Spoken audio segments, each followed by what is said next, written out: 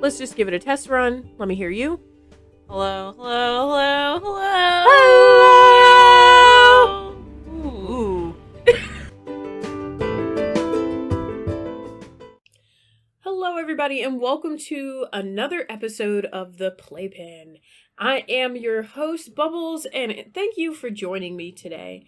This week has been really hectic for me, and I've been super busy from my bed, which is not what I wanted, but, that's how the cookie crumbles sometimes.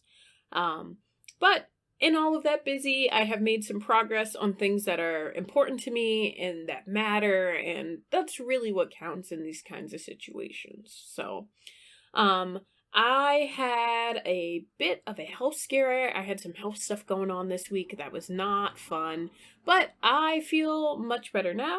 And, spending time in my bed resting up was very, very good for me. I spent some time enjoying SpongeBob again, and I haven't listened or watched SpongeBob in so long.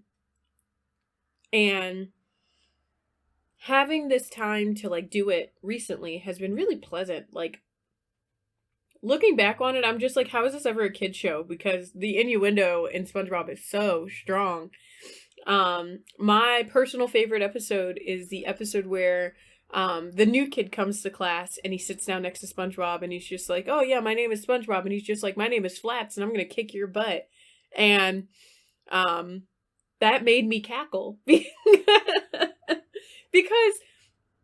something about it just made it so entertaining to me. And it also really reminded me of my relationship with my daddy, where he is definitely a bit of a Flats type. If he ever hears this, he's going to beat me and I might like it too much. So let's hope he never listens to the podcast.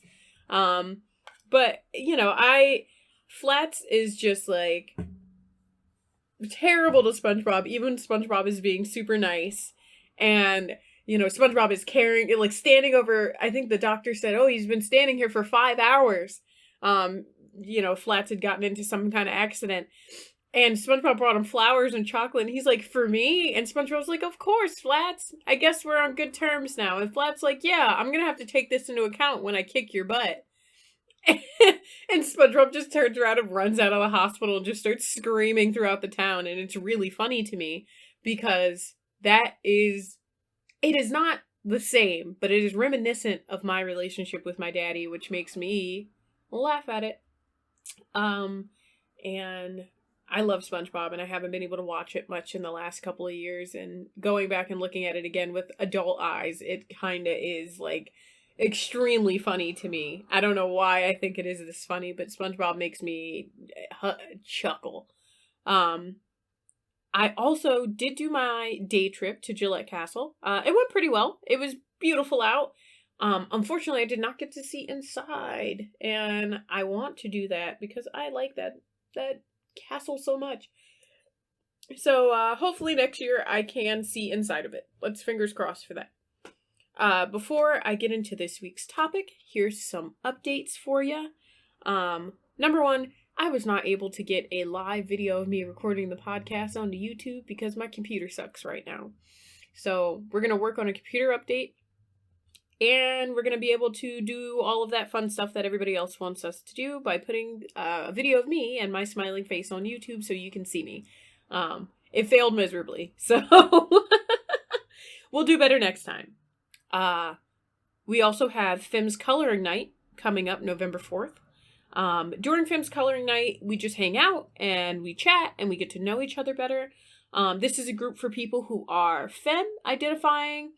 So of course trans people, non-binary people, and genderqueer, my genderqueer babies are welcome to join me.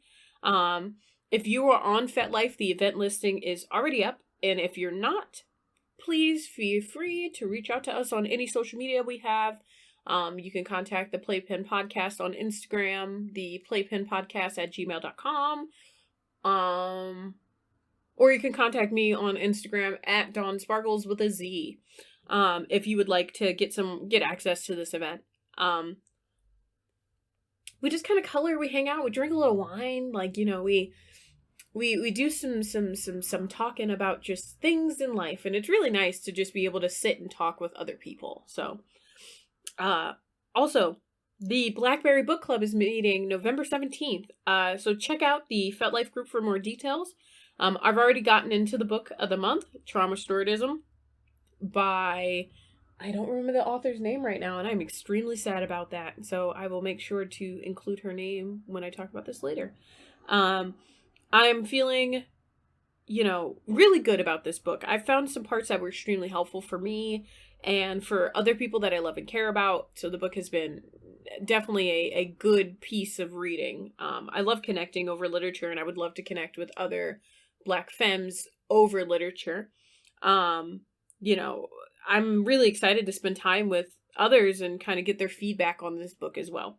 The Blackberry Book Club is a book club exclusive for Black women and femmes to congregate and share our experiences with one another. It's really a good opportunity to share and offer space for each other to connect in a deeper way, especially when a lot of our experiences leave us feeling kind of isolated. So this is a good opportunity for us to congregate and talk about something that is important for all of us. Before that night, November 17th, on November 10th, I'll be presenting my self-love exploration and expression class. I only ran the class once in February, and I'm looking forward to sharing it again with everybody. We'll be talking about coping skills, how to show ourselves love and care in these distant days. We're in a situation where we're distant from the people that we love and care about because of COVID, especially us who are in these long distance relationships. So this is about overall being able to express care and support for ourselves in a way that's true and honest for us. And I worked on this class when I was in a situation and struggling, and I found some good tools for myself through the research that I did. So I'm really excited to share those with everyone else. This is a free event, so, don't feel like you are obligated to send any money for this or spend any money. Tips are always appreciated.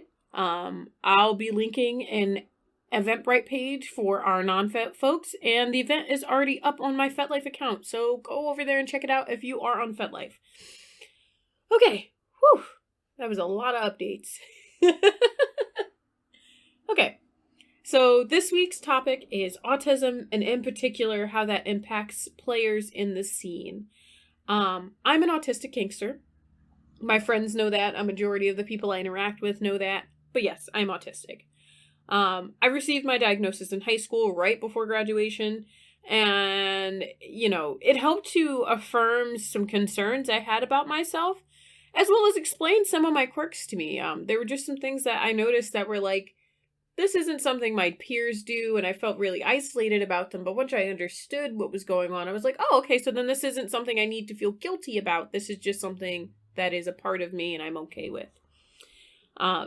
Shortly after high school, I kind of jumped right into the scene, and I never stopped to consider how my autism impacted my relationships or play style until recently. There's a certain level of ableism in the community organically. People who have like physical limitations often find themselves without partners to play with. And those of us with something that, with a disability that is considered invisible, we often we choose to downplay it or ignore it in the scene because of how people act when we tell them. When I first started being very upfront with people about my autism diagnosis, some of the comments I got were pretty questionable, to say the least. I had a potential play partner tell me they didn't want to play with me because they believed I wasn't able to fully consent, which really confused me because, we had been negotiating for quite some time, and my autism came up, and I was very clear, or I told them about it because I wanted them to be aware, and they were just like, oh, well, autistic people can't consent, so we're not going to do anything. And I'm like, okay, well, no pressure on you to play with me, but that's a weird thing to say. I had another potential partner pretty much go take that a step further and say that I was setting him up to be accused of a consent violation because I could choose and decide that I wasn't in the right state of mind when we negotiated and use my autism as a weapon against him if I ever chose to go out into the community and tell people about that. That's not how autism really works. That's not how it really impacts people. So that's a very confusing way to look at that situation. So I'm just like, okay, that's all right. Again, you're allowed to choose who you want to play with. You just kind of, if your reasoning is that because of a condition they have that you were misinterpreting, that's just plain up ableism on your end, really. So, yeah.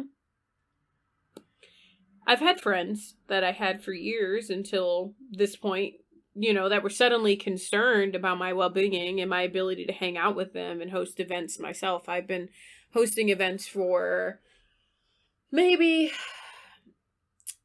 by the time I decided to just be very open about it, maybe a year or two. And almost immediately I was getting bombarded with, oh, you're going to overextend yourself. You're hurting yourself. You're doing too much. And I'm just like, I've been fine all the way up until this point. So I'm not quite sure why this would be any different, but apparently it was super different and people were not very fond of me choosing to not be offended by my autism and keep it from letting me be successful. So in like a matter of minutes, and what it felt like to me at least, I went from being, like cute and young and sexy to them kind of labeling me as confused and unable to consent. And, approach you with caution was something I had a friend say. Most of these people are not my friends anymore, but someone had said to a potential partner, approach with caution, and they put in big, bold, yellow marker practically on my face. And I was just like, oh, that's nice. All because I started talking about being autistic, and that bothered me. So, I don't think a lot of people can really imagine how isolating that kind of experience can be. I told the people around me about my diagnosis because I wanted support and validation and for us to slightly adjust to make things easier for me. I did not tell them this so that they could take away my autonomy or assume that I'm irresponsible. And, it really pissed me off, honestly. It hurt my feelings hearing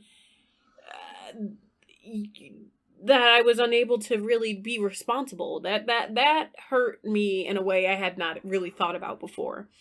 It also led to a lot of self-doubt on my end, and I was spending way too much time trying to mask around people so that they couldn't see that I was autistic. Like I had been masking around my friends, and masking is just the act of essentially mimicking other people's behaviors, at least for me, is what masking looks like, so that they can't tell that I'm autistic. So when they're making eye contact, I'm making the eye contact. I hate it. It makes me uncomfy. I'm dying on the inside, but I'm doing it for them.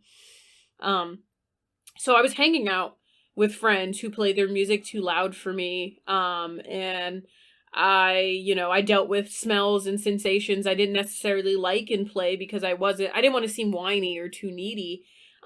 And I was surviving, but I wasn't thriving, and I wasn't enjoying myself the way that I want to.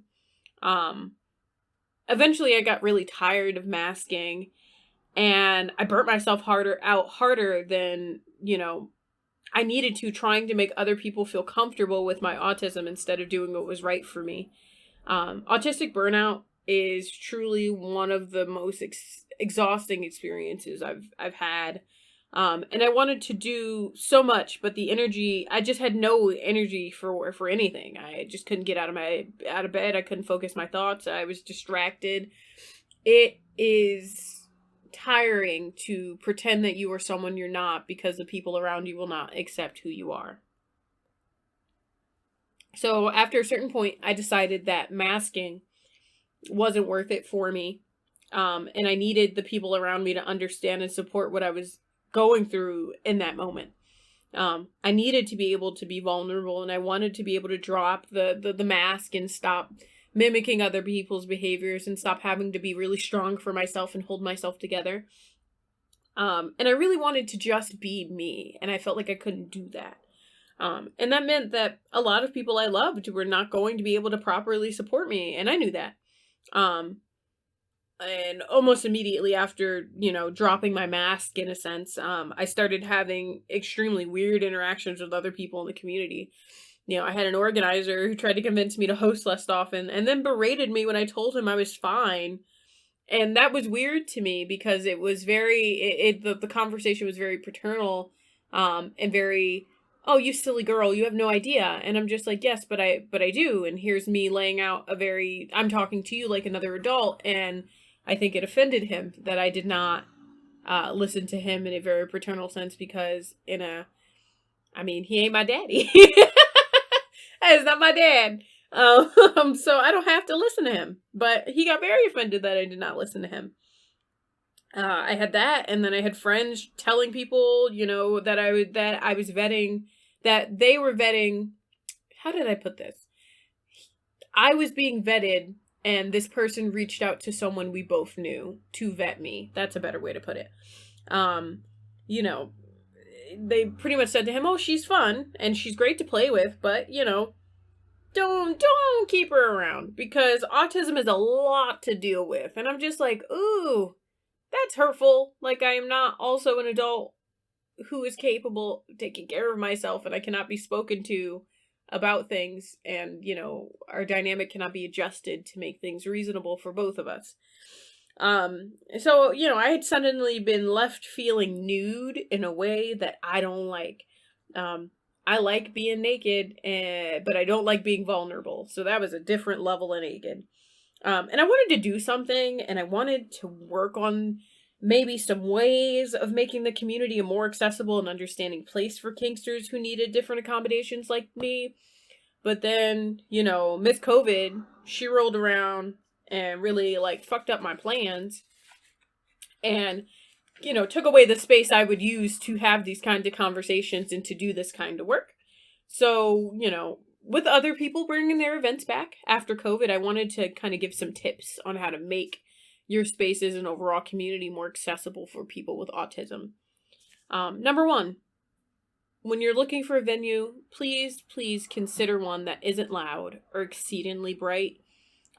Always go visit in person first. One of my favorite munches of all time is hosted in a bar that is low light. It has some music on, but it's nothing really overwhelming. The room does fill up with sound, but that's what happens when you're on a munch with 75 other people.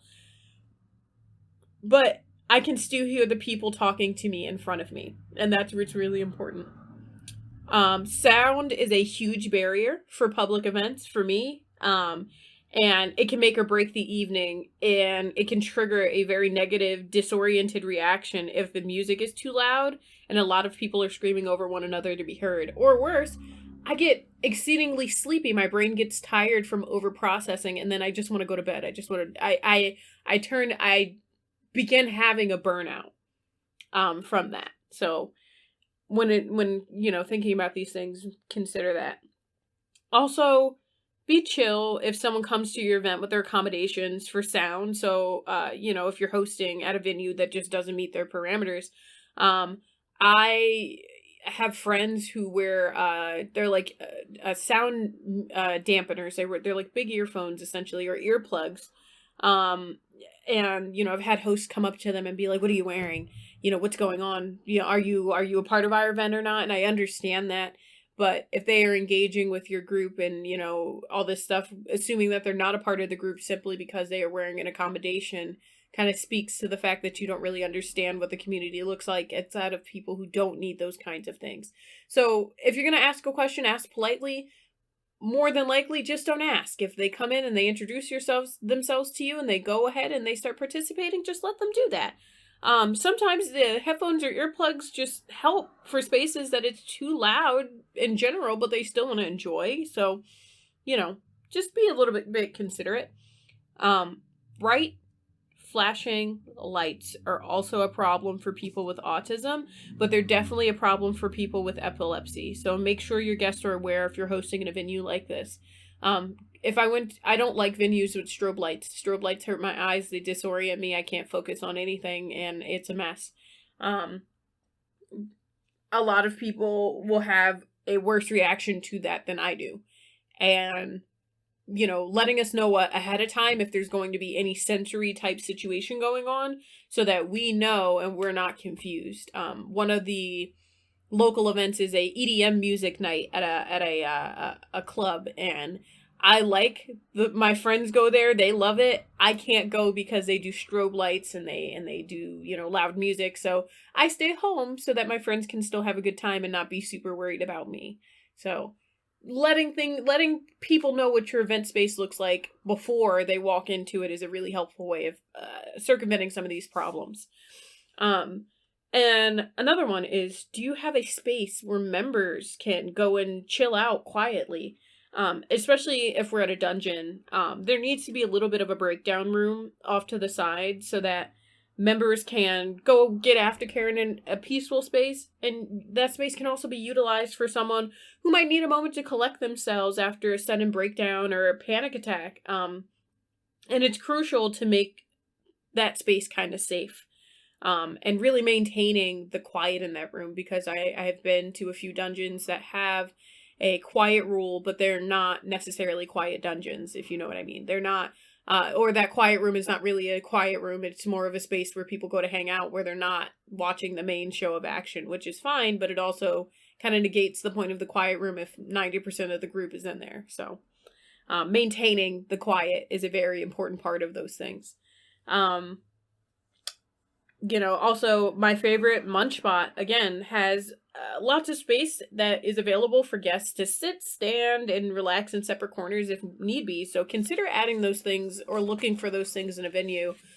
You might not be able to find them. That's totally fine, but looking is good. Also, the next thing, if a guest reaches out to you as an organizer to let you know they have a condition, and they're curious about your event, and they're curious and they want to show up, but they're nervous because of their condition, please don't take this as them asking for some type of special treatment.